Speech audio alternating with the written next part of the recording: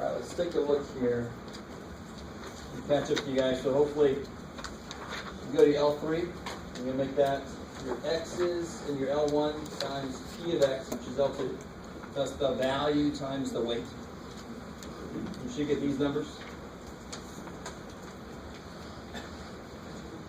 So good? So if you add those up, what are you going to get? 35.75. Yeah, it was 35.75. That's the mean. So if I go over to L4 and I make that one another x times xp of x. Another way to get x squared p of x is to do L1 squared times L2. You'll get the same damn numbers. Hopefully you guys understand. If I do L1 squared, that's x squared, right? Times L2, that's x squared p of x. I'll get the same numbers if I do L1 times L3. They both end up with x squared p of x. So L1 times L3, you get those numbers. If I do L1 squared times L2, you get the same damn numbers, right? Okay, cool. Does that look like the numbers you guys got? All right, so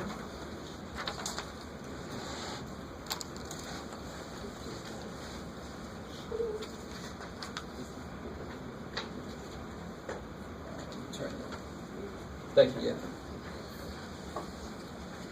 So you add these up, like you said, you get 35.75. So the average age the kids thought they would retire is at 35 3/4 years.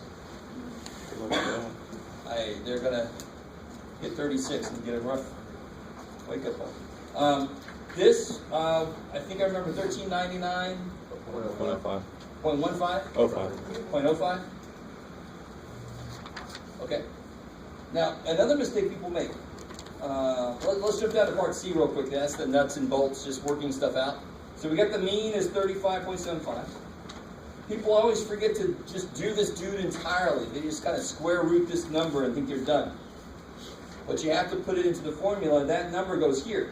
So it's 1399.05 minus 35.75, right? Squared. And what do you get for the variance? 120 point something or other? 0.4. Blah, blah, blah. And then if you take the square root of that, what do you get for the standard deviation? 10.9.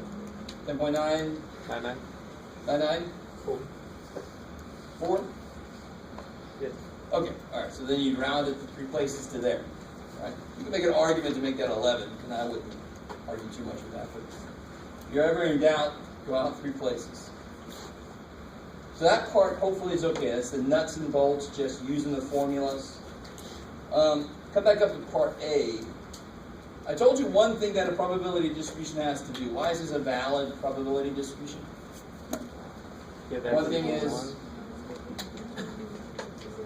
That equals 1. Yeah, when you add up all the probabilities, you get 1. And then the other one that's kind of like silly is that none of the probabilities are over 1 or below 0.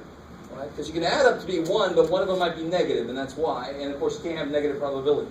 That is really weird. So that's what you say here. Sum of the probabilities is 1, and all the probabilities are between 0 and 1.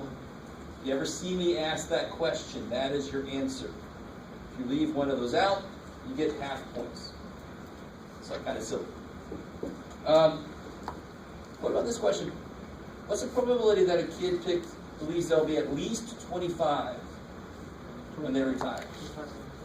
Yeah, it would be 25 and over, so it would be all these probabilities that you'd have to add up. But do you see now how that whole 1 minus makes sense? A quicker way to do it is just, since they all add up to the 1, just subtract the 1 I left out. That's the whole line of reasoning from earlier, the probability at least 1. In this case, it's the probability at least 25. And what's the only age it leaves out? 21. So the quick way is to do 1 minus 0.05 and you get... 0.95. Yeah, 1 minus 0.05 is 0.95. But if you add up all these numbers, you'll also get 0.95. So 95% chance that a kid thinks they'll be at least 25. That's good. And then finally, we get this question that sounds very familiar. Not finally, there's one more question after this. But I'm talking about that whole Chevyshev's theorem and empirical rule kind of thing. Right? So this is a weird-ass distribution. I don't know if it's normal or not. Actually, you can tell. Can somebody tell me why this is not normal? It's not symmetrical. Good. One thing is not symmetrical. It starts off good, doesn't it? Because it starts low, goes higher, and then it starts to go lower, and then it goes higher again. So it's really loosely normal. At least it kind of goes like that, and then it goes back down, but it's got two peaks. That's not good. Right? Twin Peaks just freaks people out. Nope, is that show too old? Okay. Look it up. So I can ask that same question now, but it's a little bit different way to figure it out. In the middle, of course, goes the mean. That's 35.75. If I go one standard deviation down, that'll be 24.751. Thank you. If we go one step up, that'll be 36.749. 46, thank you. At the first part. So which data points are in there?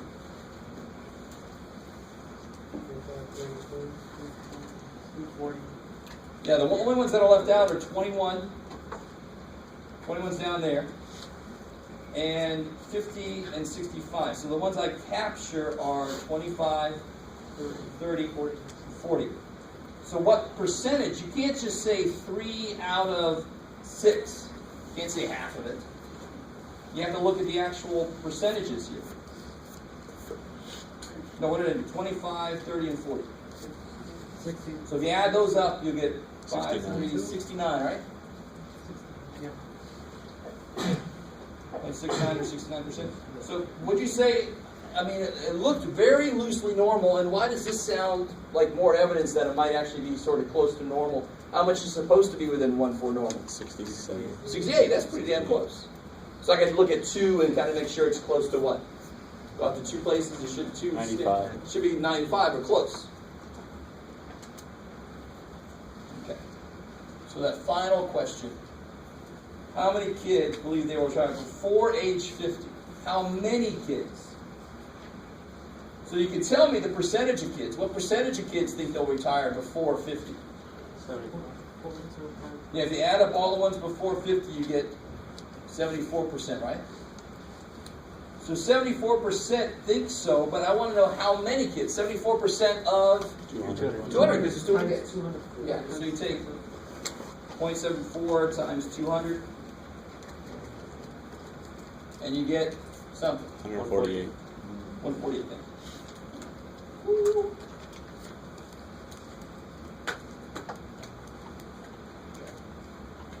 So I think it's not bad to assume that a quiz on this kind of thing would have very similar questions.